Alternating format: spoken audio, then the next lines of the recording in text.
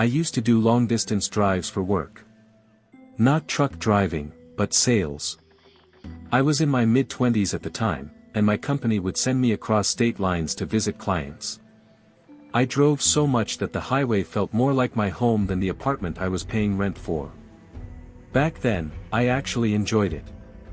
I liked the feeling of freedom, just me, my car, and the road stretching ahead. But that changed after one night in late October, on a stretch of highway I'll never forget. It was one of those nights where the air was sharp and cold, the kind that makes you keep your hands close to the heater vents.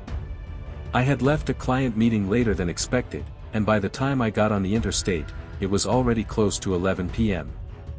The highway was almost empty, just a handful of trucks in the distance.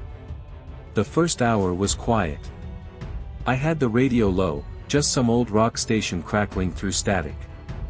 The moon was full, but the woods on both sides of the road were pitch black. I remember glancing into the rearview mirror every so often, just to see nothing but empty road stretching behind me. That always gave me an odd comfort, like I was the only person alive out there. But somewhere around midnight, things started to change. I noticed a pair of headlights in my mirror. They were far back at first, just a faint glow, but as the minutes went on, they crept closer. I didn't think much of it. Cars pass you all the time on the highway. But this one didn't pass.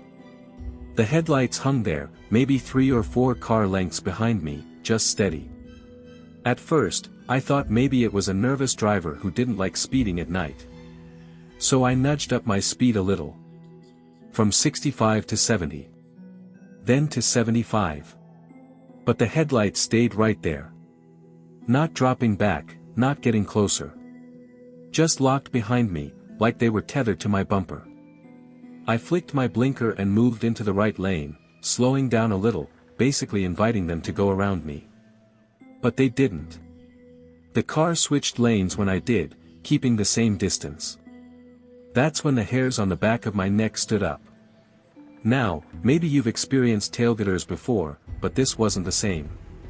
Tailgaters ride close, sometimes dangerously so. This was different. Whoever was back there kept a perfect distance. Not too close, not too far. Almost like they were pacing me on purpose. 10 minutes passed. Then 20. I tried not to keep checking the mirror, but I couldn't help it. Every time, those damn headlights were still there, unwavering, following me through every curve and straightaway of the highway. The road was empty otherwise. No cars ahead, no cars behind. Just me and them. At one point, I thought I saw the silhouette of the driver, but it was impossible to make out through the glare. Just a vague dark shape in the glow of the headlights. By 12:30, I was sweating even though the heater wasn't on. My mouth was dry. I reached for my water bottle, and in that split second, I swerved slightly onto the rumble strip. The sound jolted me, and when I corrected, I glanced back. The car behind me swerved too. Not wildly, not delayed, almost perfectly in sync. That's when my stomach dropped. This wasn't just a cautious driver. Whoever it was, they were mimicking me. I knew I needed to get off that highway. I started looking for exit signs, but out there in the middle of nowhere, they were few and far between. Finally, after what felt like forever, I saw one, a blue sign for a gas station, 2 miles ahead. I felt a wave of relief. I thought if I pulled into a public place, whoever this was would back off. I flicked on my blinker early, letting them see I was exiting. The headlights followed. I took the ramp, tires crunching over the gravel as I slowed down into the station's lot. The place was almost deserted, just one old pickup by the pumps. I pulled up near the convenience store entrance, under the bright fluorescent lights. The car that had been following me didn't pull in. Instead, it slowed at the edge of the lot, idled there for a moment, just far enough away that I couldn't make out the license plate or the driver, and then, slowly, it rolled past, back onto the highway. I sat there frozen, watching those taillights fade into the distance until they were swallowed by the dark. You'd think that would have been the end of it. That maybe it was just some weirdo messing with me, and once they realized I wasn't going to keep driving, they gave up. But about 20 minutes later, after filling my tank and forcing myself to keep going, I saw something that made my blood run cold. Up ahead, maybe half a mile down the road, pulled onto the shoulder, was that same car. Its headlights were off. Its silhouette is barely visible in the moonlight. Waiting. At this point, I knew something was terribly wrong.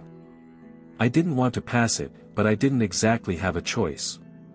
The exit I had taken was the only gas station for miles, and the highway stretched endlessly ahead. So I did the only thing I could do. I kept driving. As I got closer, I gripped the wheel so tight my knuckles ached. My heart hammered against my ribs. When I reached the spot, I made sure not to look directly, but out of the corner of my eye, I saw it clearly, a dark sedan, sitting dead still on the shoulder, and inside, a figure. Upright. Motionless. Watching. As soon as I passed, the headlights snapped on. And the car pulled back onto the road. The car merged back onto the highway like it had been waiting for me all along. Its headlights filled my mirror again, that same steady distance, like nothing had changed. My throat tightened. I pressed the gas harder. 80 miles per hour. 85. My old sedan shook as it pushed faster than I usually drove, but the car behind me matched my speed without hesitation. It didn't try to pass. Didn't fall back. Just kept that eerie, precise distance. At that point, adrenaline took over. My palms were slick against the wheel. I kept telling myself, it's a coincidence. It has to be a coincidence. But deep down, I knew better. This wasn't random. Whoever they were, they wanted me to know I wasn't alone out there. The next 30 minutes were a blur of empty highway and constant dread. The woods on either side of the road felt suffocating, pressing in like walls. The road signs blurred together, my eyes constantly darting from the windshield to the mirror. Every time I looked back, those headlights were there. Always there. At one point, I thought I saw the driver lean forward, just slightly, like they wanted me to see them. My stomach twisted. I couldn't make out a face, just the vague outline of a head and shoulders. I turned off the radio. I couldn't stand the noise anymore. All I could hear was the hum of my engine and the pounding of my own heart. Finally, after what felt like hours, I saw another exit sign. This one was for a rest area, about 1 mile ahead. My first thought was to pull in, but then dread washed over me. If the gas station didn't scare them off, why would a rest area? Worse, those places are usually empty late at night. Still, I couldn't keep going forever. My nerves were shot. My gas tank was dipping low again, and my body was screaming for a break. So I made the decision. I flicked on my blinker and pulled off at the exit. My headlights illuminated a narrow road that wound into a small rest area surrounded by trees. There were only 2 cars parked there, a semi with its cab dark, and an old SUV sitting near the far end. No people in sight. I pulled into a space near the building. The fluorescent lights above buzzed faintly, casting a sickly yellow glow. I killed the engine and sat in silence, gripping the wheel. The car that had been following me rolled into the lot a few seconds later. It didn't park right away. Instead, it idled slowly past me, crawling down the row of spaces. My eyes followed it, my chest tight. It drove to the far end of the lot, near the tree line, and stopped. The headlights turned off. I sat frozen. Every instinct in me screamed to get out, to run into the building, but my body wouldn't move. It feels as if I stepped out of my car, I'd be exposed, vulnerable. So I waited. Minutes dragged on. 5. 10.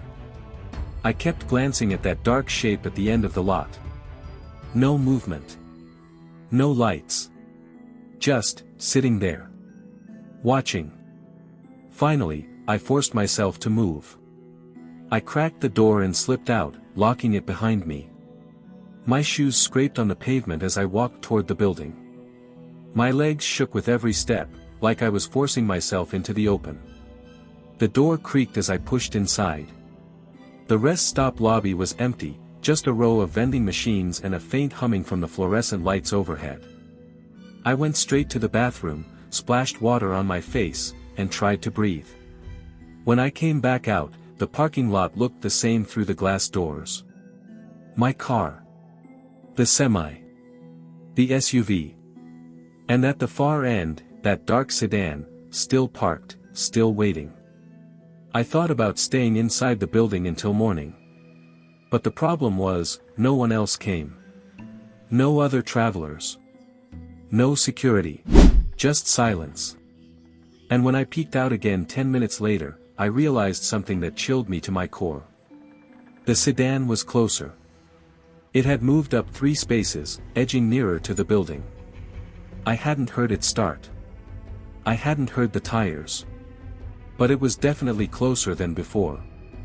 That's when I panicked. I bolted for my car, fumbling with the keys, my breath short and ragged. I jumped inside, slammed the locks down, and started the engine. As soon as my headlights came on, theirs did too. I tore out of that rest stop as fast as my car could go. Gravel spat out from under my tires as I hit the on-ramp back onto the highway. For a moment, I thought maybe I'd left them behind. My hands shook as I merged back into the right lane. But sure enough, in my mirror, those headlights appeared. They were back. Closer than ever. That's when things changed. The car didn't keep its distance anymore. It sped up. Closing the gap between us, inch by inch. My pulse raced as the lights grew brighter, filling my rearview mirror. Then it happened. The car swerved. Not to pass, but to the side, veering into the left lane, pulling up alongside me. I glanced over. And for the first time, I saw the driver clearly. It was a man. Pale skin, dark eyes, a shaved head. And the worst part. He was smiling. I slammed the gas, but so did he. For a terrifying stretch of road, we drove side by side, his face illuminated by my headlights, that smile never fading.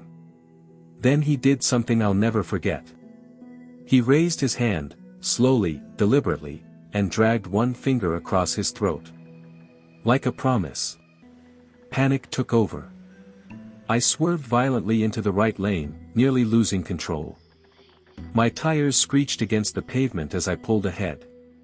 His car jerked back behind me, headlights glaring like twin suns.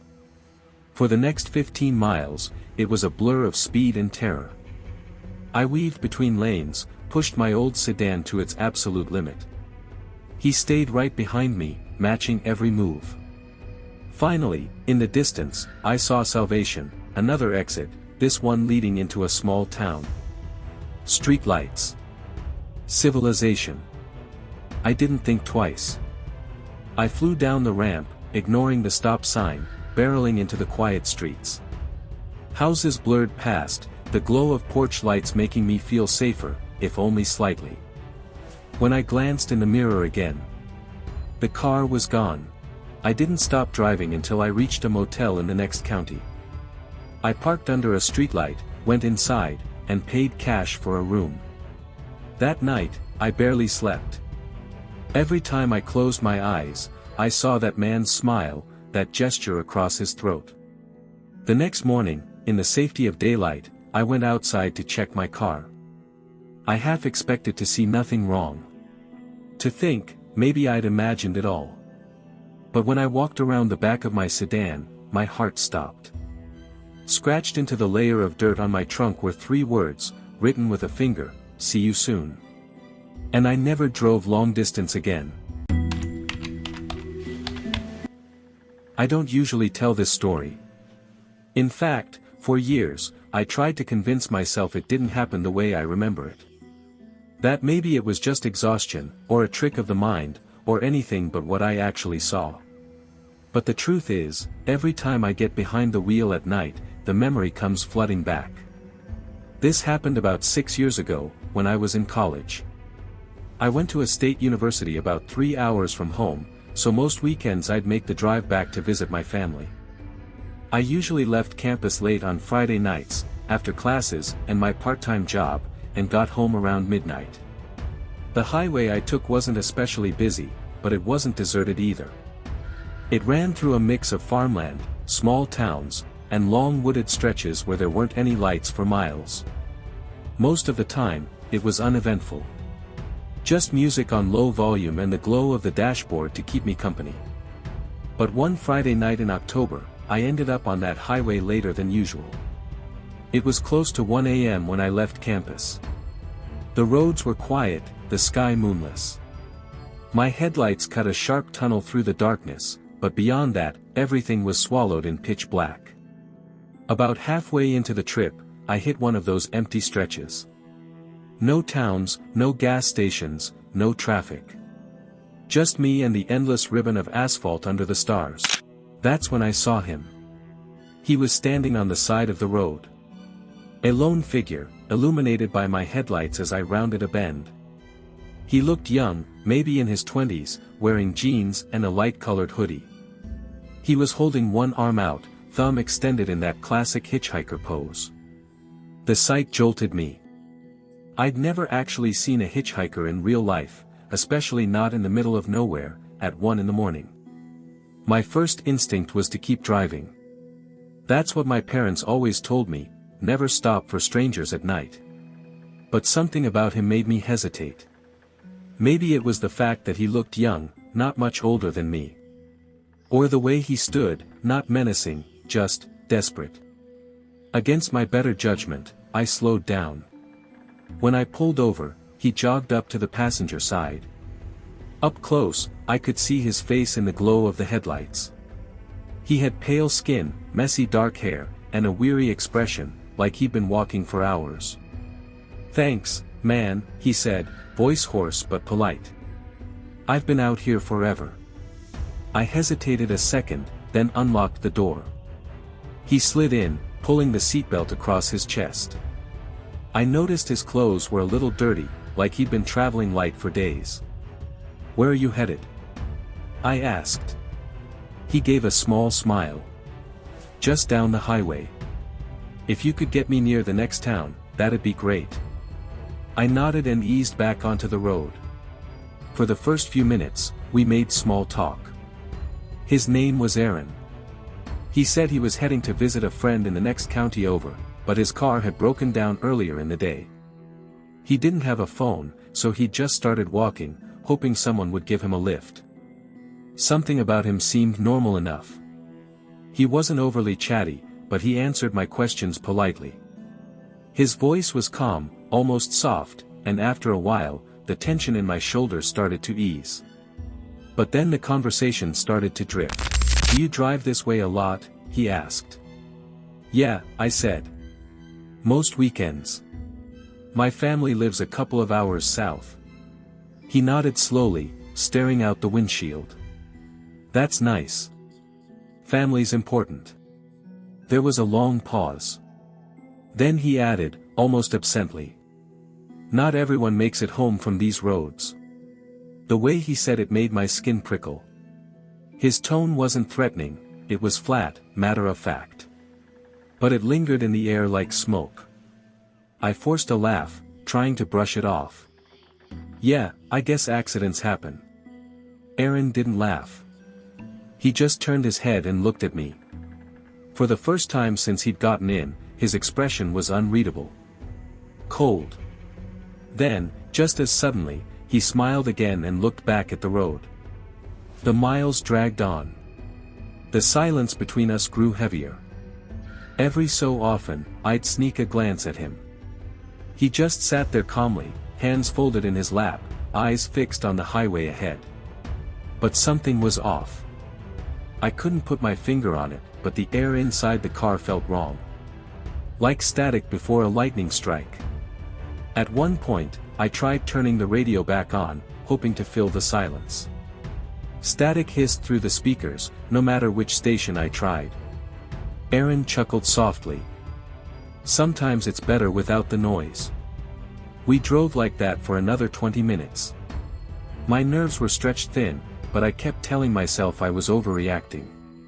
He was just a tired guy who needed a ride. Then he spoke again. "You know what's strange?" he said, his voice low, almost thoughtful. "What?" I asked, my throat dry. "I've been out here a long time. And people like you. You're the only ones who ever stop. Late at night. Alone. Vulnerable." My stomach dropped. I gripped the steering wheel tighter, my knuckles white. "What do you mean by that?" He turned to me again.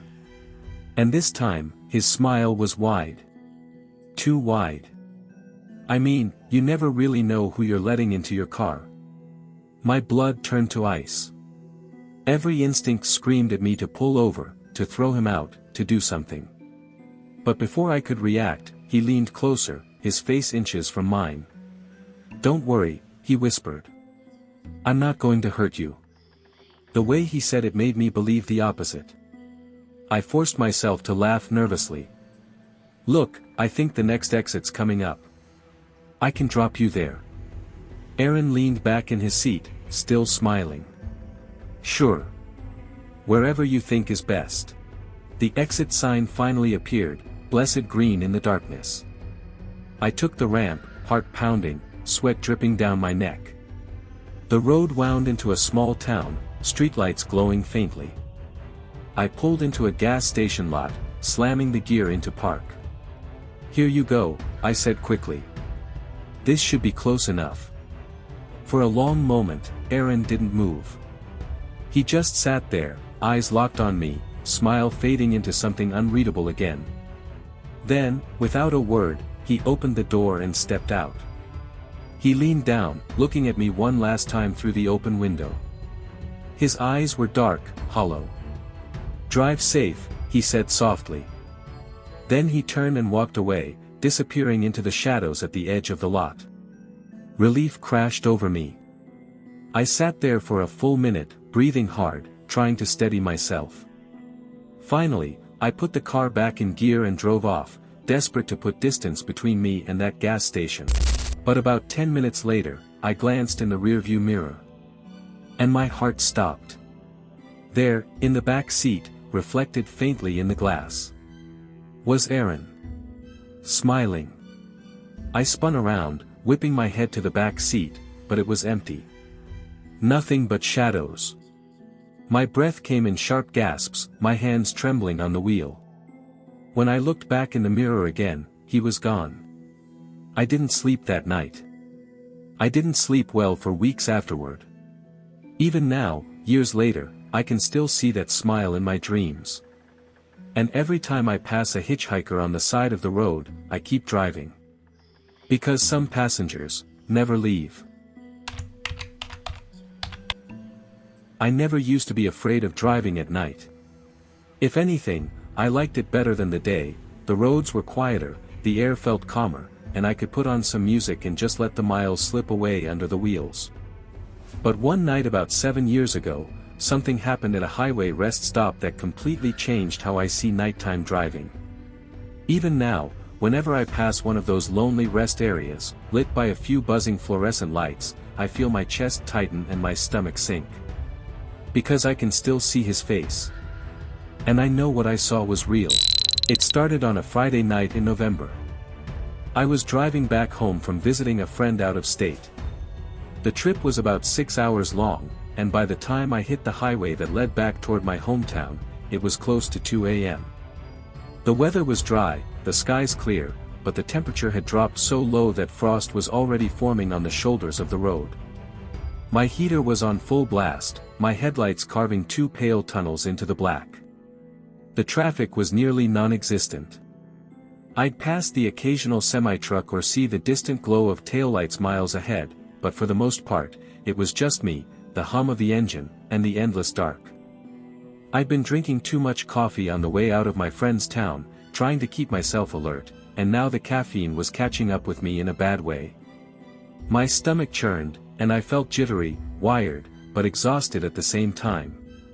So when I saw a blue highway sign that read rest area, 2 miles, I figured I'd pull off for a quick break. Stretch my legs. Maybe splash some cold water on my face. I had no idea that decision would stick with me for the rest of my life. The ramp curved off into the trees, and soon the dark opened into a small lot with maybe 20 spaces. There were a few vehicles parked here and there, a couple of trucks, a minivan, and one sedan off near the tree line. The rest stop itself was a squat brick building with bathrooms and vending machines, glowing faintly under buzzing fluorescent lights. The light was harsh, almost sickly, and it made the shadows around the lot seem even darker.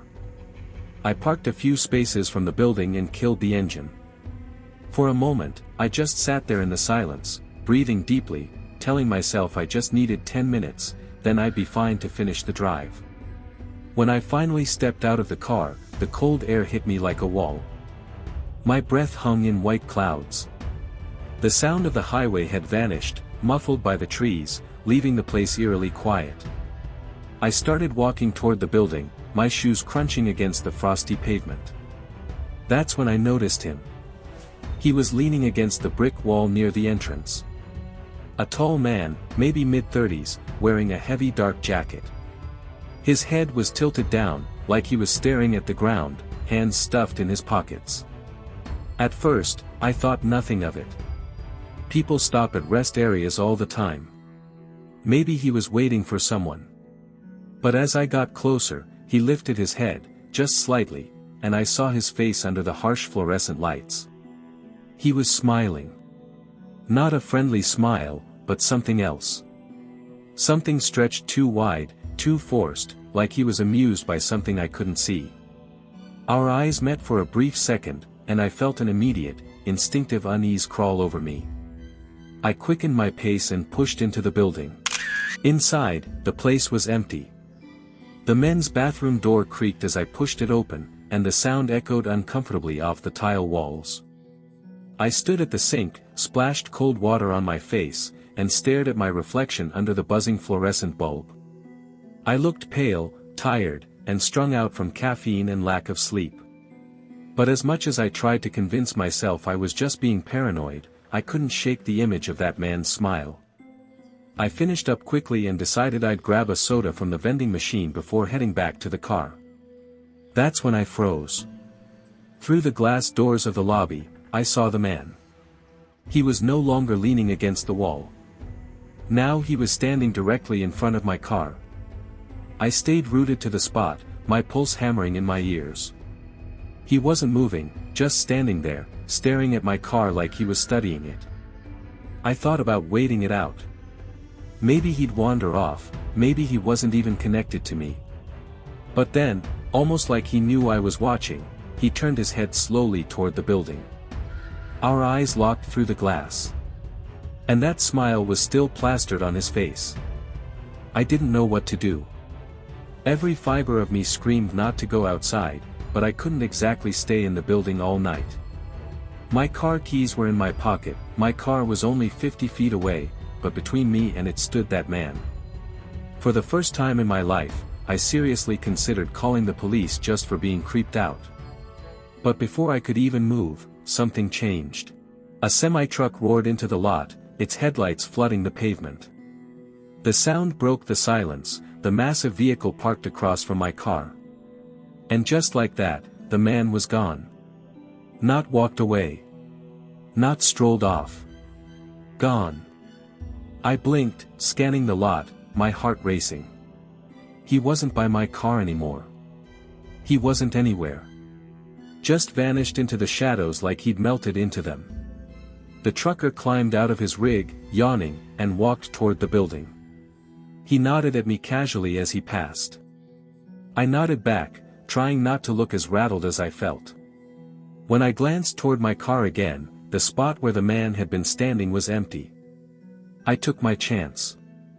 With the trucker still nearby, I bolted out of the building, crossed the lot, and jumped into my car. My hands shook as I jammed the key into the ignition.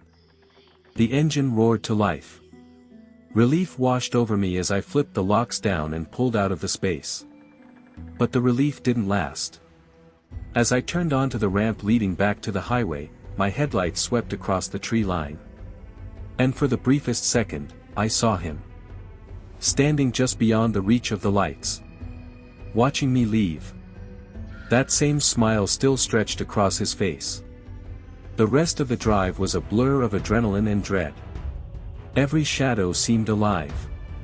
Every time I glanced at the mirror, I half expected to see headlights tailing me, or worse, someone in my back seat. But nothing else happened.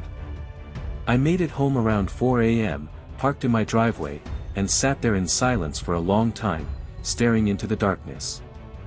I didn't tell anyone about it at first. It felt too strange, too surreal, like maybe I'd imagined it. But 2 weeks later, scrolling through the local news, I saw a headline that made my blood run cold. Body found near highway rest stop. The article was brief. A man in his 30s, unidentified, was discovered in the woods near a rest area off the same stretch of highway. No foul play confirmed, but suspicious circumstances were mentioned. No photo was released. No name. Just a vague description. But I didn't need a photo. Because in my head, I could already see him. That tall figure. That too wide smile. And those dark, unblinking eyes that followed me into the night. I never stop at rest areas anymore. I'd rather pull into a gas station in the middle of a crowded town, or just tough it out until I get home. Because sometimes, you don't know who, or what, is waiting for you in the shadows. And if you're unlucky, they might still be smiling. Which of these stories disturbed you the most? Let me know in the comments below. If you enjoyed the video, don't forget to like, subscribe, and hit the bell so you never miss a new story. Thanks for listening, and remember, sometimes the scariest things happen when you least expect them.